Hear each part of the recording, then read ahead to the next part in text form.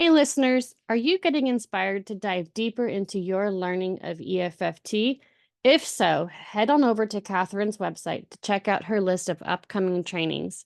Some trainings are focused on combining EFFT with young kids and EFFT play therapy. So head on over to her website and we hope to see you in the future. Check it out at KathrynDeBruin.com, KathrynDeBruin.com, and we hope to see you in the future.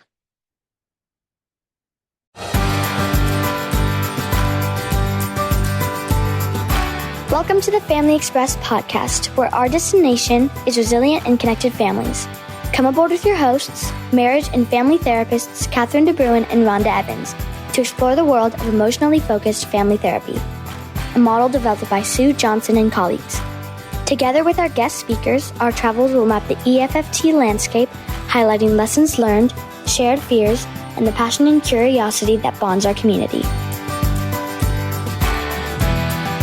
We got a couple of questions from our listeners. We did. And also one of them was about our book, and they want to know, why did we write this book? Well, first off, listeners, thanks for the question. I think it was a passion project for you and me to write the book in the first place.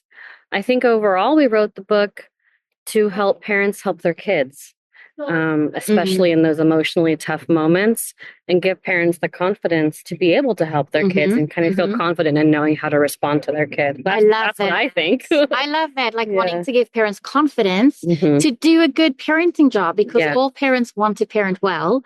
But one of the worst moments as a fellow parent is when your kid's having a hard time emotionally.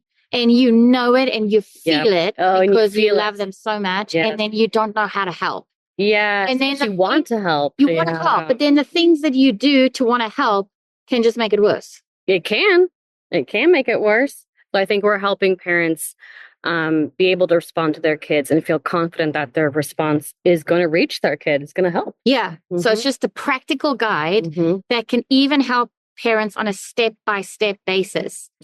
How are you feeling? Here's a page that has all the possibilities of feelings. And together you and your kiddo can point to one and then talk about it. So we don't even have to worry about how to name a feeling. We've given you a bunch of options. Love that. I love that. We're helping parents who are tired. We're helping parents who are tired. We got to make it a little easier, right? And so here's a page of how you're feeling. Here's another page about how that feeling might show up in the body, where it might show up in the body, and how that might feel physically to that kid. And we have a page of some ideas about the body. When human beings experience distress, it lives inside us in different ways.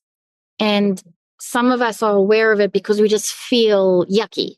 Some of us are aware of it because our body feels painful. Like we get a tummy ache, or we get a lump in our throat, or we get body aches. So some people are more aware of their feelings because there's a body response. Some just know that they feel a certain way.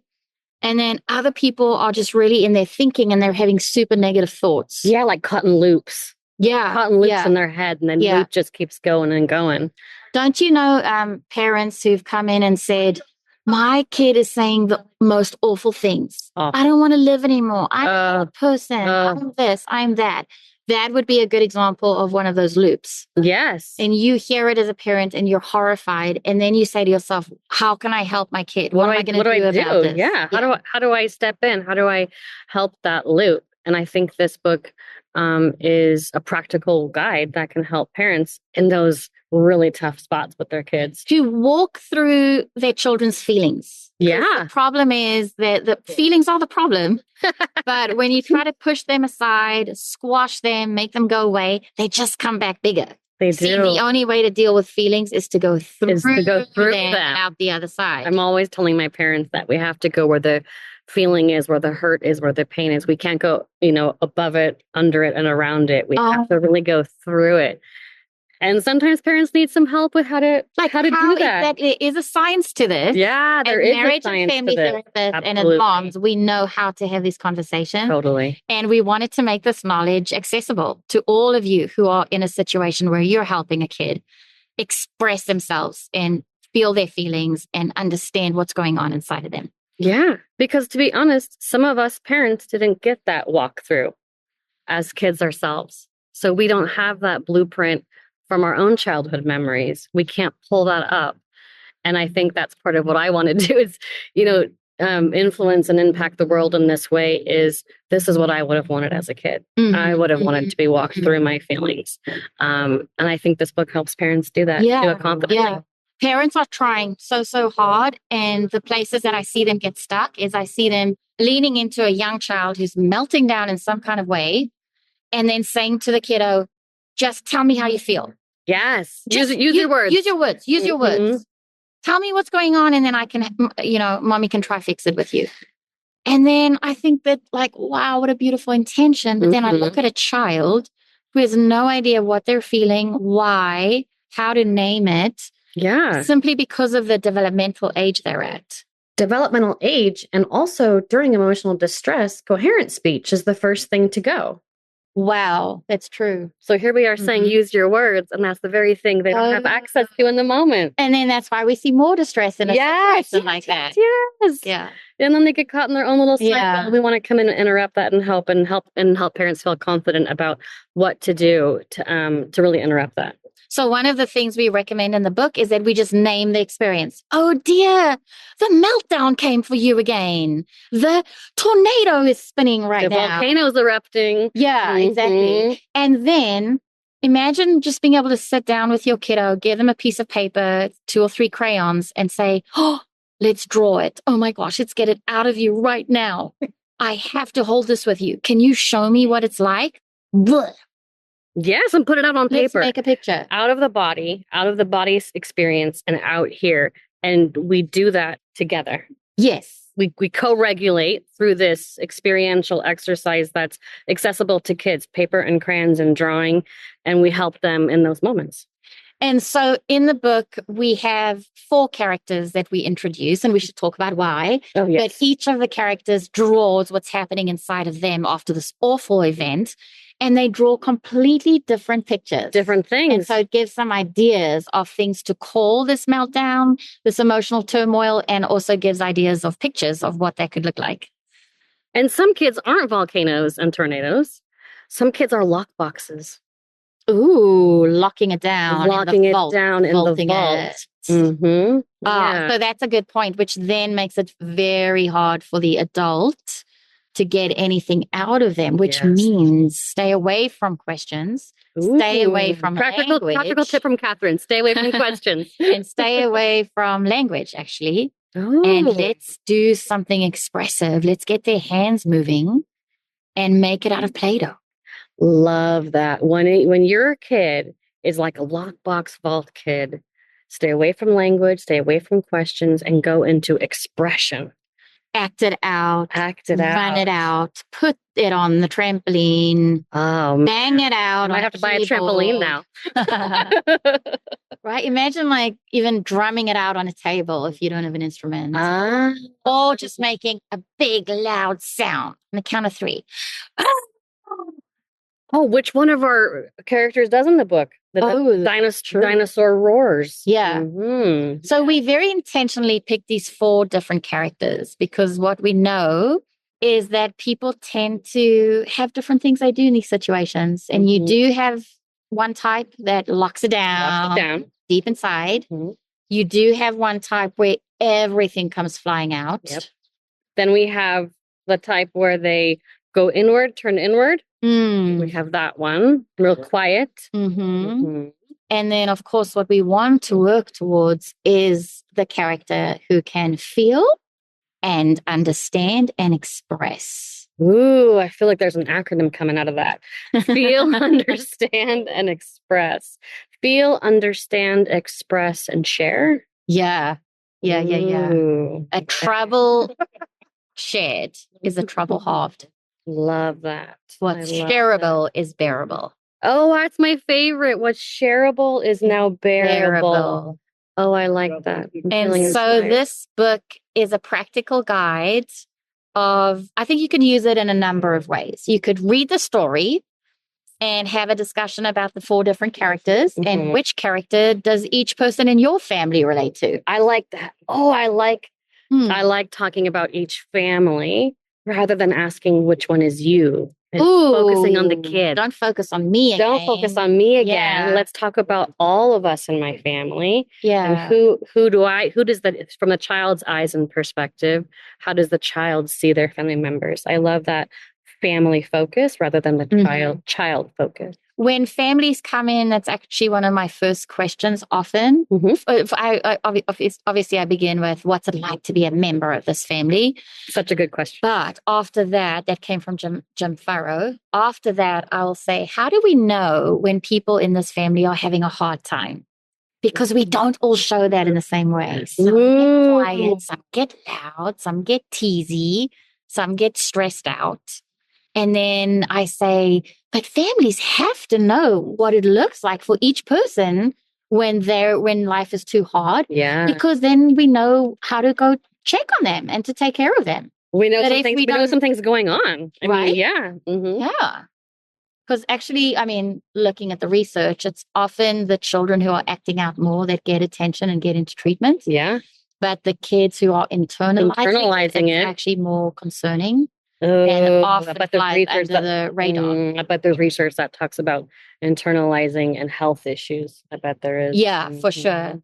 And there's also research that says that in family systems, if one child is symptomizing and having a hard time, there's a very high degree that other kids are experiencing it too. And so all the more reason to bring in the whole family and then have a discussion like this. Yes. And be able to understand that just because a child is very quiet and locking it down, it's not necessarily a good thing. What we're wanting to see is the kid who knows they have a feeling, can talk about it and get support from an adult person.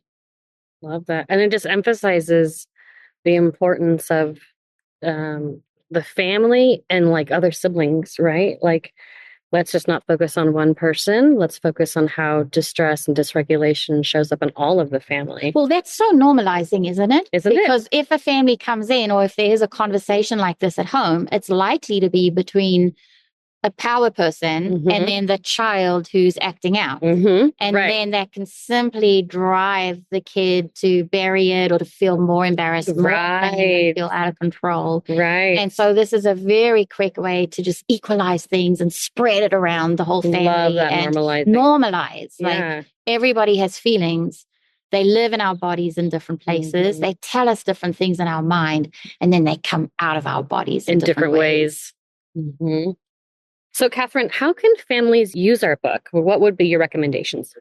I think families are creative, and there's a couple different things that I have in mind. We've offered a story that's fairly relatable, where something bad happened, and then everybody was affected, but affected in different ways. And then we talk about how they work through their feelings with support. So one could read it and then have everyone relate to a character in the book. I really wanted to make puppets, by the way, that... I remember that conversation. Yeah, there are puppets on Amazon that reflect each of the characters. And so you could act it out with the puppets. Everyone could grab a puppet for the one that they feel the most for. Maybe you grab one that they feel the least like. The one they can least relate to. That. Like different perspective taking. The other option is that once you've read the story, you can refer back to it and you can go to the back of the book, which is more of a walkthrough guide for what to do when you're having a tough time. So if your kids had a hard day, you can pull them in and just use what the characters did to feel better, which is basically like the second half of the book. Which is a walkthrough self-help guide. And so you could simply have them draw, name the creation, and then look at the 4 pages and identify how did they feel, what's happening in their body, what messages are in their mind, and what they want to do. And that organizes what's happening inside of children emotionally. And honestly, once you know this, you have the skill set for life. This sets Listen to that, Human parents. beings are Set us up for success. life, right? If we didn't get this as kids, we're helping our kids get a skill that they can carry for the rest of their lives and maybe pass on to other people. Like you were saying earlier, where are we ever taught about feelings and emotions? Yeah. What we've known for centuries is that feelings are a big problem. They can really mess up your life. And so Get in the way of stuff.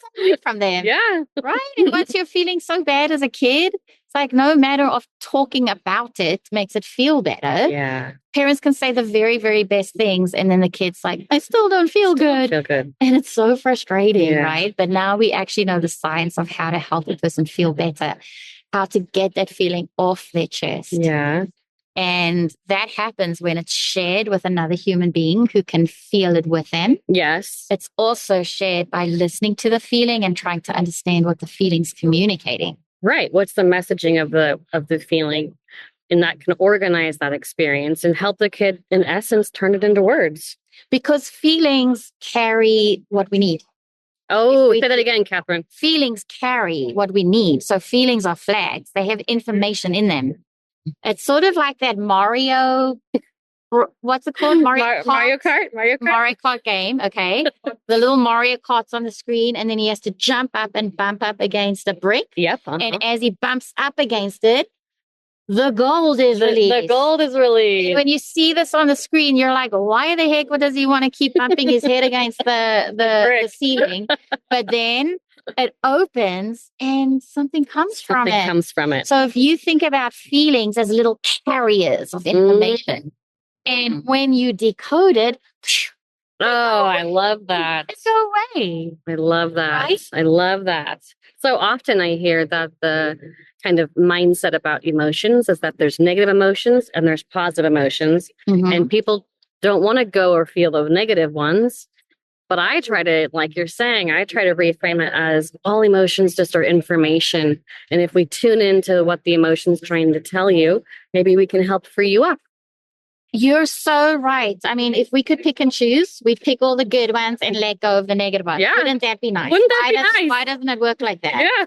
In fact, doesn't the research show that the more you can experience your negativity, make space for it, tolerate it, the bigger the positive emotions can also feel inside of you. So research about that. Let's find that. Unfortunately, it's a package deal. Okay. Yeah, it is. And unfortunately, human beings feel, and we can't get rid of feelings because then we'd lose our humanity.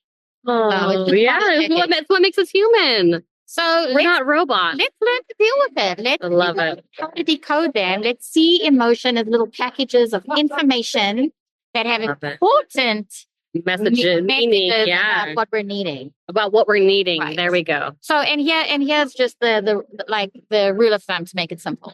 If you're sad, it's because you lost something. So sadness is about loss. Okay, keep going. This is great. Okay. If you're angry, that's because you're asserting yourself. It means you have to protect yourself from something. Okay. That doesn't feel good. Okay. If you're anxious, if you're afraid, if you're scared. No, now you're getting away from me, Rhonda. Okay. Too much information. Too much information. Sounds good. We'll do that. That's it for today, folks. Thank you for listening, and we hope to see you again for our next journey.